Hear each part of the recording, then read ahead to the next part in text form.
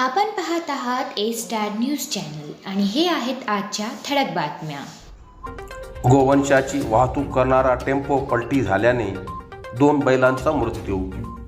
पालम तालुक्यातील चाटोरी शिवारात गोवंश जनावरांची अमानुष वाहतूक करणारा भरधाव टेम्पो पलटी होऊन 2 बैलांचा मृत्यू झाला, तर 2 बैल गंभीर जखमी झाल्याची घटना 20 जानेवारी मंगळवार रोजी दुपारी घडली. या प्रकरणी पालम पोलीस ठाण्यात गुन्हा दाखल करण्यात आला असून ही कारवाई पोलीस हवालदार गणेश विश्वनाथ खुमणे यांनी केली. चाटोरी शिवारातील वडण रस्त्यावर टेम्पो पलटी झाल्याचे आढळले. घटनास्थळी आयशर कंपनीचा टेम्पो क्रमांक MH20 EL 9898 रस्त्याखाली शेतात उलटलेला होता. टेम्पोचा चालक साजिद शेख राहणार मालेगाव जिल्हा नाशिक यास विचारणा केली असता त्याने सांगितले की टेम्पोमध्ये 11 बैल भरून जालना जिल्ह्यातील बोरगाव येथील शेख नासेर शेख बुडन उर्फ भुऱ्या यांच्या सांगण्यावरून जहिराबाद तेलंगणा येथे घेऊन जात होते. जनावरे अत्यंत दाटीवाटीने व निर्दयी पद्धतीने बांधून वाहतूक केली जात होती.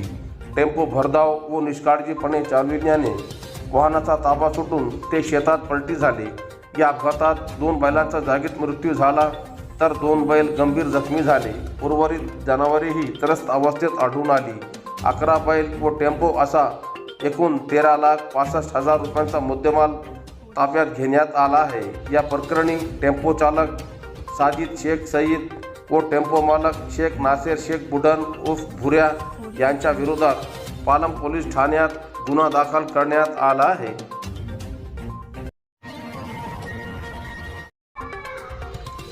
माजी नगरसेवक वहीदभाई अन्सारी यांच्यातर्फे सत्कार सोहळा संपन्न. सेलू नगरपालिकेत 3 वेळा नगरसेवक म्हणून निवडून आलेले अब्दुल वहीदभाई अन्सारी यांच्यातर्फे सेलू नगरपालिकेच्या निवडणुकीत निवडून आलेले नगराध्यक्ष, उपाध्यक्ष आणि सर्व नगरसेवकांचा सत्कार आज दिनांक 21 जानेवारी बुधवार रोजी संध्याकाळी त्यांच्या निवासस्थानी मेजवानीनंतर शाल श्रीफळ देऊन पुष्पहार घालून सत्कार करण्यात आला. यावेळी सेलू खरेदी विक्री संघाचे अध्यक्ष मुकेश भाऊ बोराडे, सेलू नगरपालिकेचे माजी नगराध्यक्ष तथा नगरसेवक विनोद भाऊ बोराडे, नगराध्यक्ष मिलिंद सावंत, उपाध्यक्ष साईराज बोराडे, दिनकर वाघ, राजेश धोळगावकर, नगरसेवक प्रभाकर सुरवसे, मनीष भाऊ कदम, भाऊ सोनवणे, शिवाजी खेडकर, उरुज लाला, शेख शफीक, मेहराज लाला, अनवर पठाण, बाडू काजळे, हाजी शेख अकरम, प्रशांत ठाकूर, विठ्ठल पाडबांडे, अशोक शेलार, सुबोध काकडे, हाजी सईद खान घौरी, मोहिब खान, अब्दुल वहीदभाई अन्सारी, शाहनवाज अन्सारी यांच्यासह आदींची उपस्थिती होती. माजी नगरसेवक वहीदभाई अन्सारी यांच्या वतीने आपला सत्कार करण्यात आला. आपण हा सत्काराला उत्तर देताना काय म्हणताल आपण? नाही आमचे मुस्लिम समाजातील ज्येष्ठ नेते व आमचे मार्गदर्शक 4 वेळा नगरसेवक राहिलेले वहीदभाई अन्सारी हे अतिशय शर्तीच्या लढतीमध्ये थोडेसे मताने पराभूत झाले, पण तरी त्यांची जी खिलाडू वृत्ती आहे आणि आमचा ग्रुप निवडून आला याचा त्यांना जास्त आनंद आहे. आणि भाजपची सत्ता आली त्यामध्ये आमचे नगराध्यक्ष, नगर उपाध्यक्ष स्वीकृत सदस्य झाले.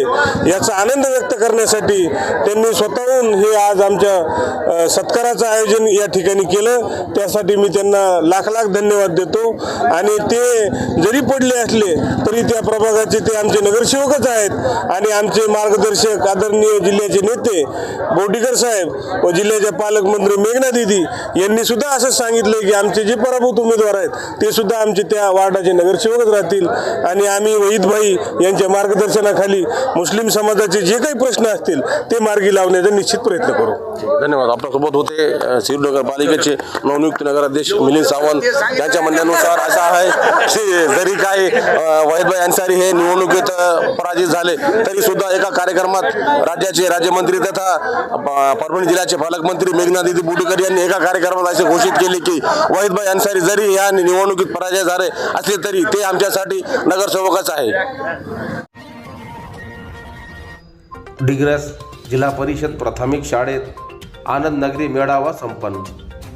जिल्हा परिषद प्राथमिक शाळा डिग्रस शाळेतील चिमुकली यांनी आज दिनांक 21 जानेवारी बुधवार रोजी आनंद नगरीच्या माध्यमातून प्रत्यक्ष दैनंदिन जीवनात व्यवहार कसे करावे याचे प्रत्यक्ष धडे गिरविले.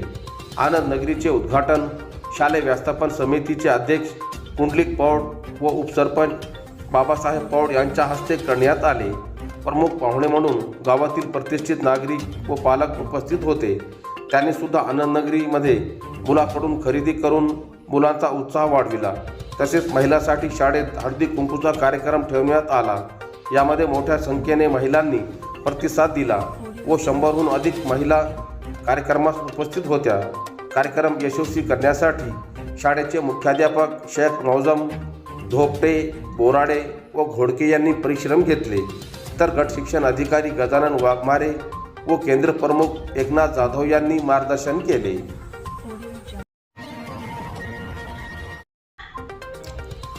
पाथरीहून मानवतकडे जाणाऱ्या कारचा अपघात.